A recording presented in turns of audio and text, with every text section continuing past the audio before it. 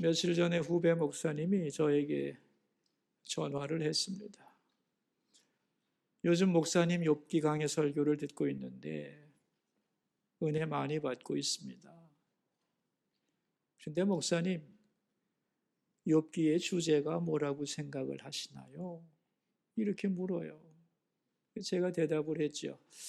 욥기의 주제가 의로운 자의 고난이라고만 생각을 했는데 연구를 해볼수록 율법과 은혜의 관계를 말씀하는 것 같아요. 율법주의에 붙들린 세 친구와 고난을 통하여 하나님의 은혜를 배워가는 욥의 대화를 통하여 그걸 말씀하는 게 아닌가 생각합니다. 그렇게 대답을 했습니다. 여러분,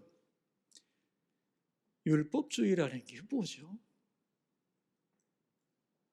사실은 간단한 겁니다. 율법을 잘 지키면 복을 받고 안 지키면 벌 받는다는 거예요. 그런데 이 율법주의를 강조하다 보면은 하나님이 하나의 공식으로 축소가 됩니다. 이게 율법주의의 한계죠. 이 세 친구의 입장을 요약하면 이런 거지요. 욥아, 너는 고난을 당했으니 죄를 지은 게 분명하고 죄를 지었으니 회개해야 되고 회개하면 하나님이 회복시켜 준다는 거지요. 그런데 이런 율법주의를 가지고는 하나님을 제대로 설명할 길이 없는 거죠.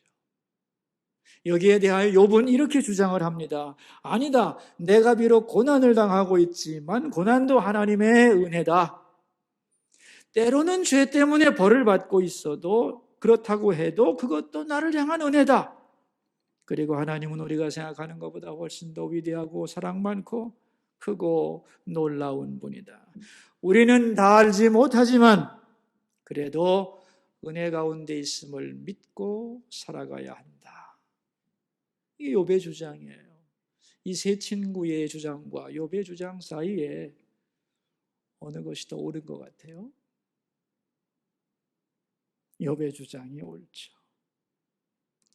예를 들어보겠습니다. 어떤 아버지가 있는데 가족을 아주 사랑하고 있고 가족을 아주 풍족하게 만들어주고 있고 모든 가족에게 아주 너그럽습니다. 그런데 이 아버지가 규칙을 하나 정했습니다. 우리 가족은 자정 전에는 반드시 들어와야 된다. 이게 삶의 질서다. 라고 규정을 정했습니다. 그리고 엄격하게 지켜갑니다. 자녀들은 불평을 했죠. 불편하다고.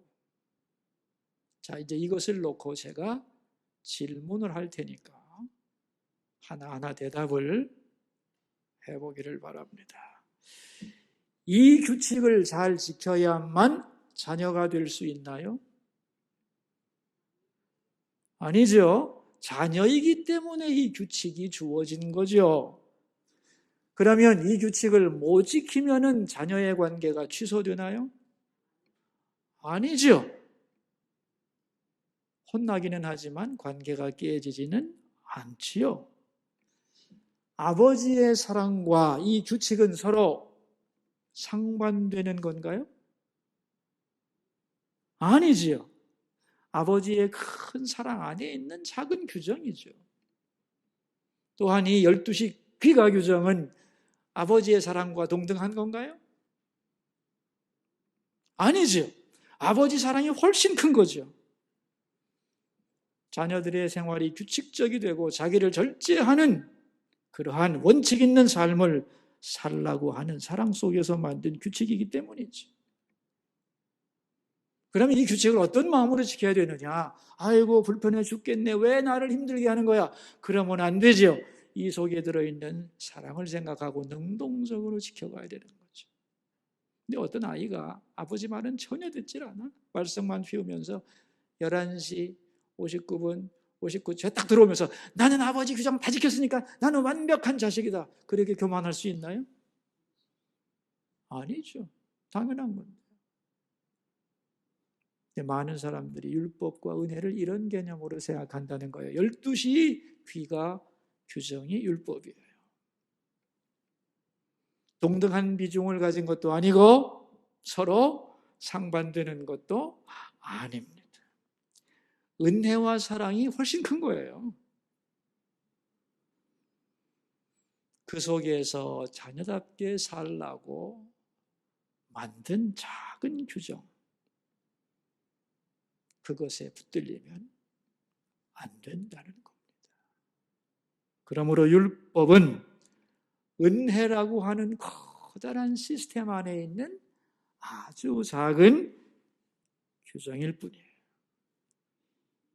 이 율법과 은혜의 개념, 둘의 관계를 잘 이해해야만 신앙에 오해가 없이 잘 성장할 수 있게 되는 겁니다. 우리는 지난 시간에 무슨 까닭인지 알게 하소서라는 말씀을 배웠지요.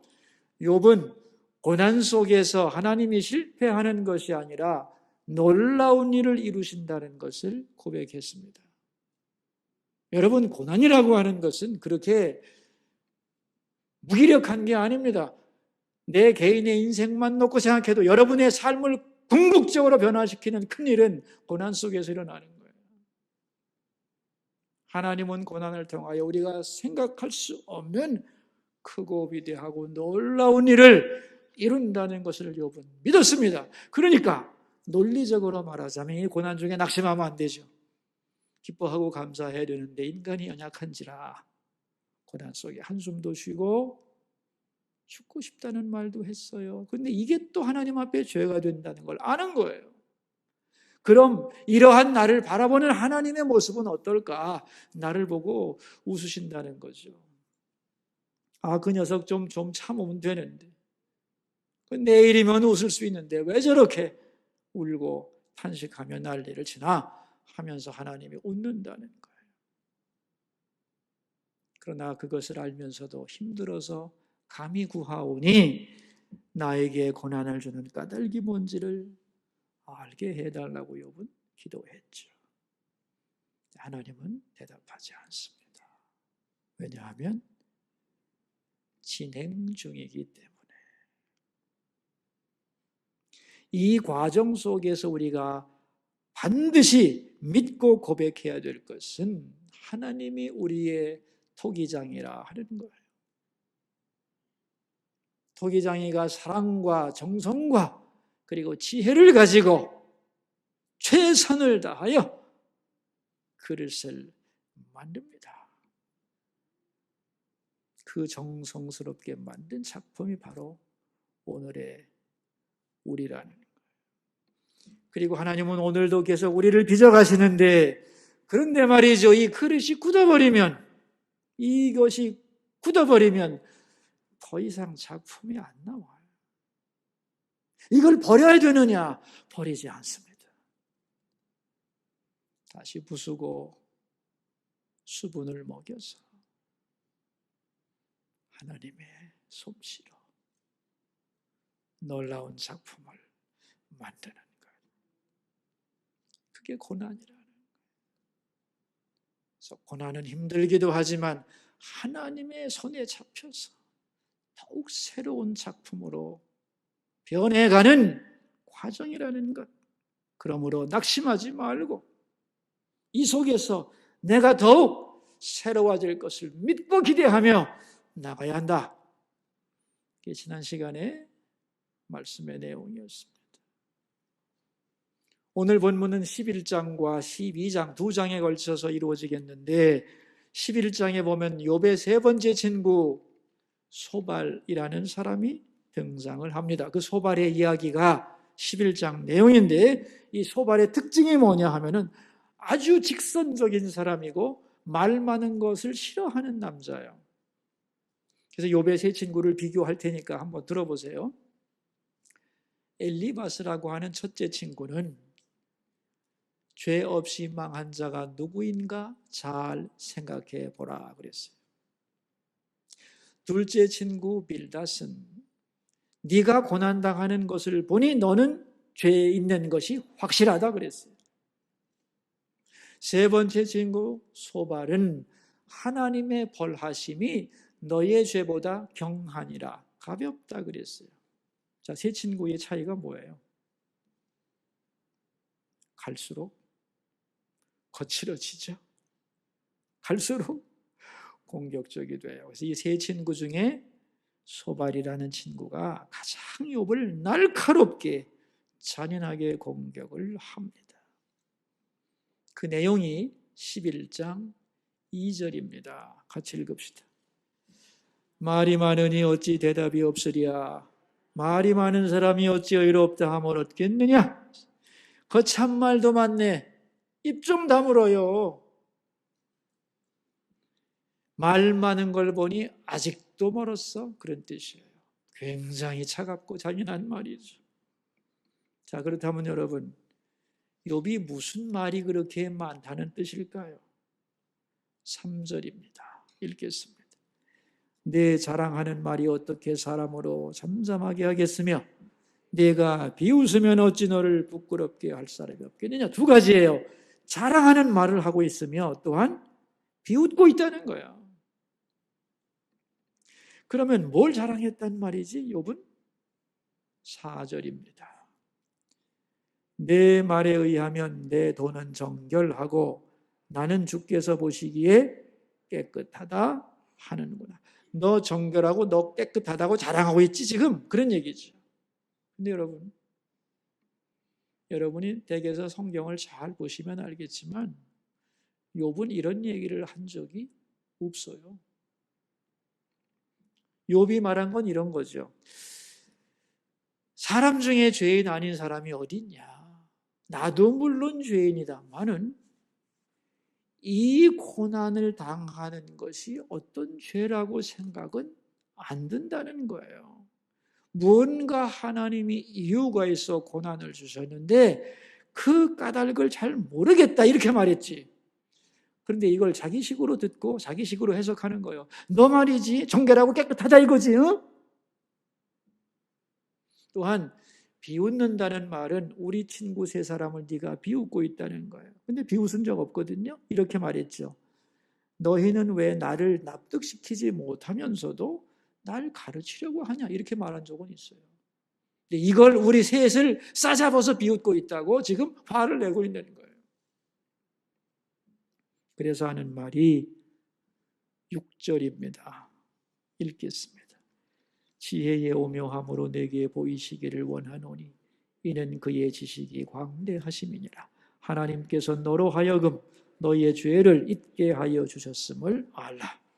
너희의 죄는 셀 수도 없이 많은 내 기억을 못하는 것은 하나님이 잊어버리게 했기 때문이야. 이렇게 지금 말하고 있죠.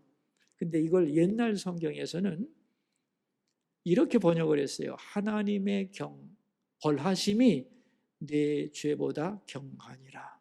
똑같은 말을 놓고 이렇게 다르게 번역을 해서 이 본문이 굉장히 논쟁이 되고 있는 구절이에요.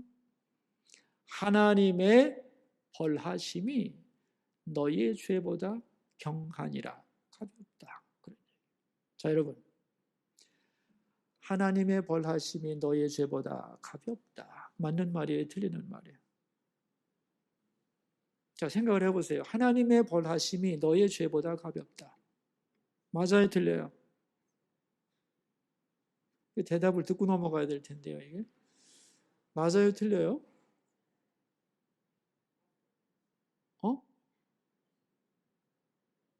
맞아요.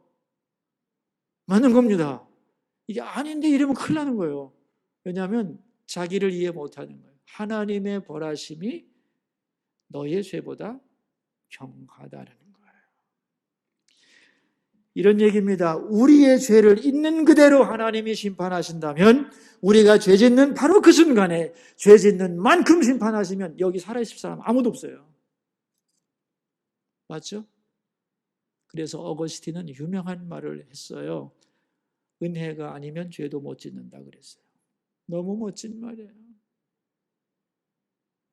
은혜가 아니면 죄도 못 짓는다. 하나님이 우리를 노려보시고 죄 짓는 순간에 심판하시고 죄 짓는 그대로 심판하시면 누가 살아있겠어요? 하나님이 참아주고 기다려주고 용서해주고 그러니까 가능한 거지. 그러므로 인간은 죄 짓는 순간에도 하나님의 은혜 가운데 있다고 밖에는 고백할 수 없다. 아멘. 이게 어거스틴의 고백입니다. 하나님의 벌하심이 너의 죄보다 경하다. 맞는 말이야. 그런데 이 말을 들으면 어느 누가 하나님 앞에 나갈 수가 있겠어요? 하나님으로부터 단절될 수밖에 없는 거지. 그래서 맞는 말이지만 상처가 되는 거예요. 이 세 친구는 욥의 의로움을 인정해 주지를 않습니다. 왜냐하면은 죄에는 벌이라고 하는 공식이 그들 머릿속에 딱 들어와 있기 때문에 그들은 그래서 고난의 깊은 의미를 알지 못하는 거죠. 자, 이제 이렇게 해서 세 친구와 욥이 한 번씩 다 대화를 마치게 됩니다. 그래서 11장이 끝나면서 1라운드가 종료되는 거예요. 처음에 세 친구들은 욥을 위로하러 왔는데 대화가 시작되면서 목표가 바뀌어요. 욥의 죄를 증명하는 것이 목적이 되어버려요. 그래서 욥을 비난하고 욥을 정죄하고 나중에는 욥을 저주하게 됩니다. 이제 세 친구하고 한 번씩 대화를 다 나눈 욥은 그들의 마음을 다 알았어요. 그래서 이제 마음이 너무 힘들고 어려워요. 그래서 이제부터 12장부터 석장에 걸쳐서 무려 석장에 걸쳐서 자기의 아픈 마음을 호소합니다. 그 중에서 오늘은 12장만 살펴보려고 해요. 12장 1절에서 3절입니다. 읽을까요? 욥이 대답하여 이르되 너희만 참으로 백성이로구나. 너희가 죽으면 지혜도 죽겠구나. 나도 너희같이 생각이 있어. 너희만 못하지 아니하니 그 같은 일을 누가 알지 못하겠느냐. 너희만 하나님 백성이냐? 나도 하나님 백성이다. 망했지만 하나님 백성이라고. 너희가 죽으면 지혜도 죽겠구나. 니네가 지혜의 화신이냐? 너희만 지혜롭고 다른 사람은 다 바보 천치인 줄 아느냐? 나도 생각이 있거든. 나도 알아. 죄에 따른 벌이 있을 수 있다는 걸. 그걸 누가 모르겠어? 그런 얘기죠. 그러면서 이제 욥은 자기가 누군지를 설명합니다. 4절인데 같이 읽어봅시다. 하나님께 불러 아뢰어 들으심을 입은 내가 이웃에게 웃음거리가 되었으니 의롭고 온전한 자가 조롱거리가 되었구나. 이 4절에서 욥의 자기 인식이 나옵니다. 욥은 자기를 어떤 사람이라고 생각하고 있느냐는 거예요. 여러분, 그 사람의 자기 인식은 굉장히 중요한 거예요. 내가 나를 어떻게 생각하느냐는 건데 이게 바로 되어 있어야 되는 거예요. 이 4절을 요약하면 오늘 설교 제목입니다. 읽어볼까요? 내가 누군데 나를 무시하고 조롱하냐는 거예요. 많은 사람들에게 있어서 자기 인식의 기초는 소유에 근거합니다. 내가 얼마나 재산을 가지고 있느냐? 사람들은 그걸 가지고 자기 인식의 기초를 삼아요. 나 돈 있거든. 우리 집 부자거든. 큰 집에 살거든. 좋은 차 타거든. 좋은 옷 입거든. 이게 자기 인식의 기초예요. 그런가 하면 내 아들이 뭐 하고 있고 내 남편이 어떤 자리에 있고 이걸 소위 자기 인식의 기초로 삼습니다.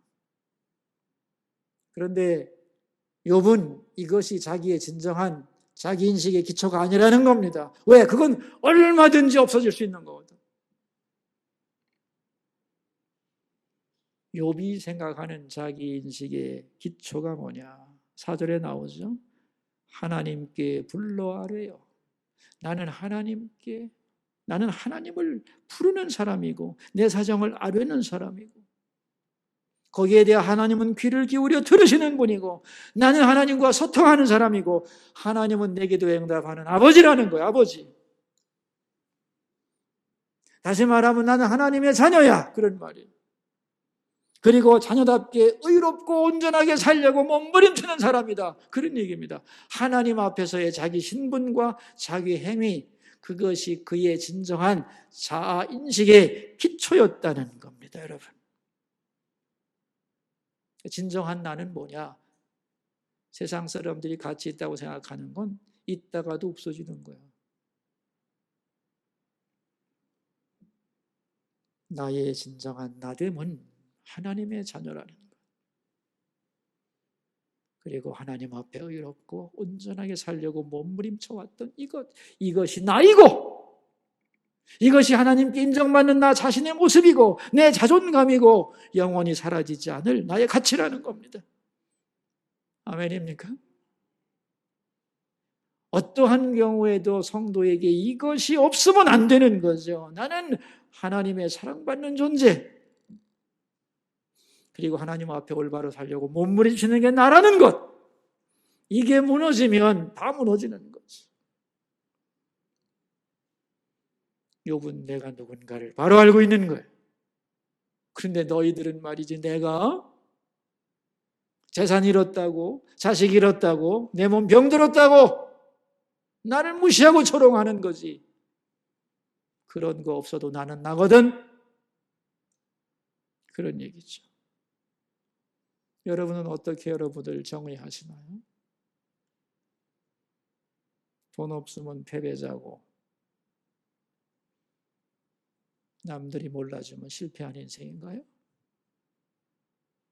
성도의 자아인식을 분명히 할 수 있기를 바라요. 자, 이제 5절 말씀입니다. 같이 읽읍시다. 평안한 자의 마음은 재앙을 멸시하나 재앙이 실족하는 자를 기다리는구나. 너희들 지금 평안하지? 삶이 평안하지? 그러니까 재앙은 나하고 관계없다고 재앙을 무시하는 거지. 그러나 재앙이 너희들하고 피해갈 것 같으냐? 너희들의 한평생 동안에 계속 평안함만 있을 거라고 누가 장담하겠어? 그런 얘기죠. 맞습니다. 그리고 너희들은 하나님을 잘 안다고 생각하는데 잘 아는 거 아니다. 6절입니다. 같이 읽습니다.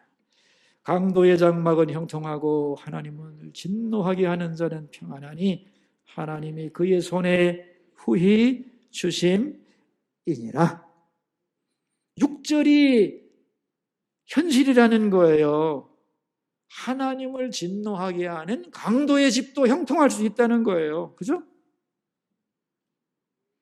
너희들 말대로 고난이 죄의 결과라면, 그것이 전부라면 어떻게 죄인이 잘 살 수 있어? 말이 안 되잖아.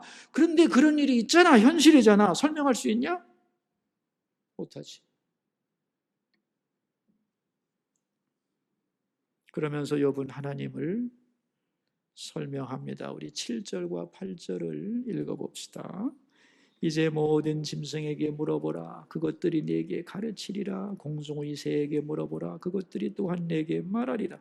땅에게 말하라. 내게 가르치리라. 바다의 고기도 내게 설명하리라. 짐승들에게 물어봐. 새들에게 물어봐. 땅들에게 물어봐. 바다에게 질문해봐. 대답할 거야. 그런 얘기입니다. 여러분,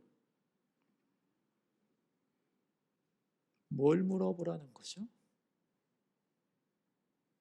뭐를 물어보라는 거예요? 그들이 대답 다 한다는 거예요.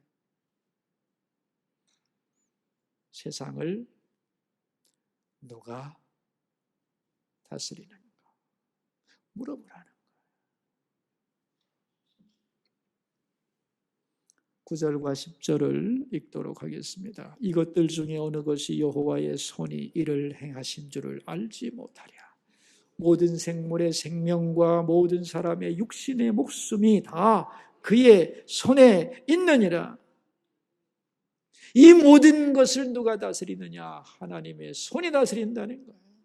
그리고 모든 생명이 다 그에게 달려있다 그랬어요. 짐승의 생명도, 새들의 생명도, 사람의 생명도, 나의 삶도, 원수의 생명도 다 누구 손에 있다? 하나님의 손에 있는 거다. 오늘 본문에 참 재미있는 표현이 나오는데 우리 16절을 한번 보시면 좋아요. 같이 한번 읽읍시다. 능력과 지혜가 그에게 있고 속은 자와 속이는 자가 다 그에게 속하였으므로. 자, 속은 자도 있고 속이는 자도 있죠. 속는 자는 우리 생각에는 속는 자는 어리석고 속이는 자는 똑똑해서 그런 것 같죠. 아니라는 거예요. 아니라는 거예요. 하나님의 손에 있다는 거예요. 하나님이 속게 하심으로 속는 것이고 속이도록 두시기 때문에 속일 수 있다는 겁니다. 자기 지혜로 속이는 게 아니에요. 자, 결론 23절과 4절을 읽겠습니다. 민족들을 커지게도 하시고 다시 멸하기도 하시며 민족들을 널리 퍼지게도 하시고 다시 끌려가게도 하시며 만민의 우두머리들의 총명을 빼앗으시고 그들을 길없는 거친들에서 방황하게 하시며 나라들을 세우기도 하고 흩어지게도 하고 지도자를 세우기도 하고 내쫓기도 하고 다 하나님이 하시다니라. 여러분, 이게 지금 무슨 말을 하려고 하느냐 하면은 하나님이 주셔야 받는 것이고 빼앗으면 애써봐도 안 된다는 거예요. 인간이 자기 마음대로 뭔가 할 수 있을 것 같고 자기가 세상의 중심이라고 주인공이라고 착각하지만 다 아니다. 하나님의 손에 있는 거다. 하나님은요, 죄인을 잠시 형통하게도 할 수 있다는 거예요. 그러니까 너희도 지금 하나님이 형통하게 하셨는데 그게 하나님 은혜인데 말이야. 은혜 안에 살면서 너의 의 때문이라고 착각하지 말라는 거예요. 그리고 또한 마찬가지로 하나님은 의인에게 뜻이 있어서 고난을 줄 수도 있다는 거예요. 왜? 하나님이 주권자잖아요. 근데 왜 너희들은 그런 생각은 하나도 하지 못하고 뭐 고난이 있으면 무조건 죄인이라고? 너희들은 의인이어서 잘 사는 거야 지금. 그런 말을 하고 있는 거죠. 영국에서 개최가 되는 캐직사경회라고 하는 유명한 기독교 모임이 있습니다. 수천 명 이상이 되는 목사들, 신학자들, 또 선교사들, 전문가들이 모여서 며칠 동안 성경을 연구하고 강연을 듣고 중요 이슈들을 회의하고 이러는 모임인데 한 번은 그 캐직 사경회가 끝나면서 참석한 자들에게 설문조사를 했습니다. 여러분이 며칠간의 사경회를 통하여 많은 말을 듣고 여러 가지 이슈들을 토론하고 또 기도도 하고 그랬는데 가장 위로가 되고 감동적인 말은 성경의 어느 구절이었느냐 이렇게 물었어요. 대답이 뭐였는 줄 아세요?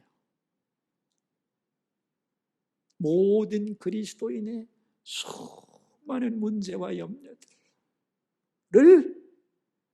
해결하는 한 가지 말씀이 있었다는 거예요. 그게 뭐냐? 하나님이 세상을 다스리신다.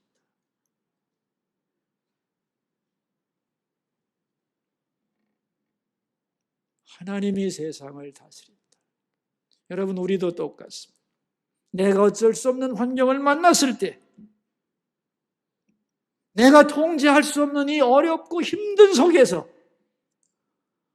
우리가 희망을 가지게 되는 말씀은 뭐냐? 하나님이 세상을 다스리신다. 이 상황도 하나님의 손에 있다. 그거를 믿고 받아들이면 그때부터 희망이 생기고 빛이 보이는 거예요. 여러분, 세상을 하나님이 다스리고 계신다는 이 사실을 결코 잊지 않기를 바랍니다. 그 하나님의 다스림 안에 오늘 내가 있는 거예요. 욥은 모든 것을 다 잃었지만 외적인 것이 하나님과 자기와의 관계를 깨뜨리지 못한다는 것을 확실히 알고 있었습니다. 여러분, 다 잃어도 하나님과 나와의 관계는 깨어지지 않습니다. 내가 누군데? 나는 하나님께 기도하는 사람이에요. 하나님이 내 음성을 듣는데, 그리고 지금도 나는 기도하고 있는데, 온전하게 되려고 의로워지려고 몸부림치고 있는데, 그런데 하나님이 고난을 주셨다는 거예요. 뭔가 이유가 있는 거죠. 나는 지금 당장 대답은 못해도. 그런데 왜 너희가 나를 조롱하냐? 내가 누군데? 욥은 상황에 따라 흔들리지 않습니다. 견고하게 믿음 위에 서 있는 거죠, 지금. 고난 속에서도 하나님의 은혜와 인도에 대한 신앙 고백을 확실히 하고 있는 겁니다. 그러면 이제 내가 할 일은 뭐냐는 거예요. 고난 중에 있는 사람이 해야 할 일이 뭐냐? 똑같습니다. 하나님께 기도하는 겁니다. 지금까지 그래왔듯이. 당장 응답은 없지만 믿고 기도하는 것이 고난 중에 있는 자가 해야 할 일이요, 또한 의로움과 온전함을 버리지 않아야 하는 겁니다. 내가 의롭고 온전하게 살았는데 하나님이 이런 고난을 주다니 하고 하나님을 원망해도 안 되고, 진실하게 살아봤자 오는 것도 없는데 뭐 하고 엉망으로 살겠다고 포기해도 안 되는.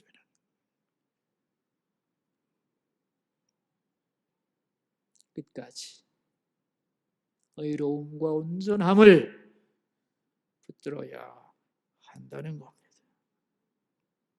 여러분, 오늘도 하나님이 세상을 다스립니다.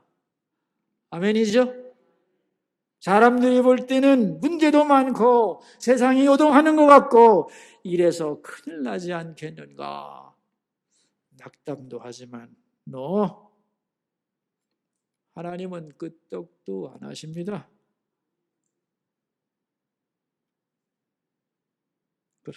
그러므로 현실 때문에 낙담이 되고 너무 현실이 버거워서 마음이 힘들어지면 이렇게 고백을 해야 합니다. 하나님, 참 세상이 요란합니다.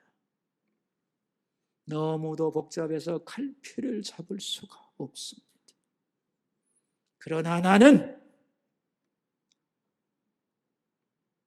하나님이 세상을 다스리고 계심을 믿습니다. 저는 그러므로 하나님 바라보며 기도하겠습니다. 그리고 의로움과 온전함을 지켜가겠습니다. 이 고난을 통하여 하나님은 나는 다 모르지만 놀랍고 크신 일을 이루실 줄 믿습니다.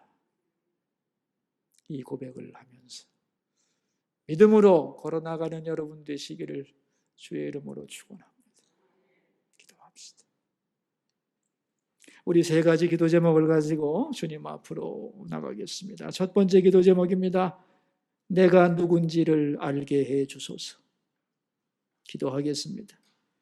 우리는 소유와 재산을 잃었어도 내 몸이 병들었어도 하나님과 나와의 관계는 깨어지지 않으며 내가 누군지 성도의 자인식이 분명하게 하여 주소서.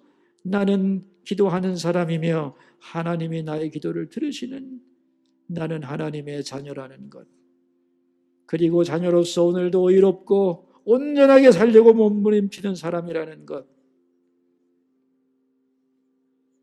이러한 분명한 자아의식을 가지고 살아가는 믿음의 사람이 되게 하여 주옵소서. 기도하겠습니다. 하나님, 욥은 친구들이 조롱하고 무시하고 가진 거 다 잃었다고 그렇게 실패한 자라고 몰아붙였지만 내가 누군지 아니라고 하나님 앞에서 자기의 자아인식을 분명하게 가지고 있었습니다. 하나님의 자녀라는 것을, 그리고 나는 기도해야 하는 사람이라는 걸, 그리고 나는 하나님의 자녀로서 의롭고 온전해야 된다는 것을, 하나님, 어떠한 경우에도 자기의 자아의식을 잃어버리는 성도들이 되지 않게 하여 주옵소서. 두 번째 기도 제목입니다. 교회와 성도들이 사건을 바라보고 사람들을 바라보며 위축되지 않고 모든 것을 다스리시는 하나님을 바라보며 기도에 힘쓰고 예배를 사모하게 하여 주소서. 기도하겠습니다. 하나님, 우리 수서교회와 이 땅의 모든 교회들이 병균 앞에 질려서 두려워하고 사건 때문에 위축되고 사람 눈치 보며 살지 않게 하여 주시고 모든 것을 다스리시는 절대 주권자 하나님을 바라보며 기도에 힘쓰게 하여 주시고 예배를 갈망하는 영혼들이 되게 하여 주옵소서. 우리의 기도를 들으심을 믿습니다. 세 번째 기도 제목입니다. 우리나라의 좋은 지도자들을 세워 주옵소서. 하나님을 두려워하고 국민을 사랑하고 국가의 장래를 아름답게 만들 수 있는 좋은 지도자들이 많이 세워지게 하여 주옵소서. 우리 기도합시다. 하나님이여, 나라를 흩으시기도 하고 지도자를 세우기도 하고 폐하시기도 하시는 하나님이시여, 우리 대한민국의 좋은 지도자들을 세워주시옵소서. 하나님을 두려워할 줄 아는 겸손한 사람들을, 국민을 사랑하는 진정한 지도자를, 국가의 장래를 아름답게 만들 수 있는 지도자들을 많이 세워주셔서 이 나라가 안정되게 하시고 국민들의 생활이 힘들어지지 않게 하시고 살기가 버거워지는 세상이 되지 않도록 하나님, 진정한 주권자이신 하나님, 이 땅의 좋은 지도자들을 세워주시옵소서. 살아계신 하나님 아버지, 내가 누군가를 바로 알게 하소서. 세상 사람들은 돈 없고 병들면 무시합니다. 그러나 그런 외적인 것이 나를 규정하는 것이 아니라는 것을, 하나님 앞에서 나의 가치와 신분은 그런 것 때문에 변하지 않음을 확실히 알게 하여 주옵소서.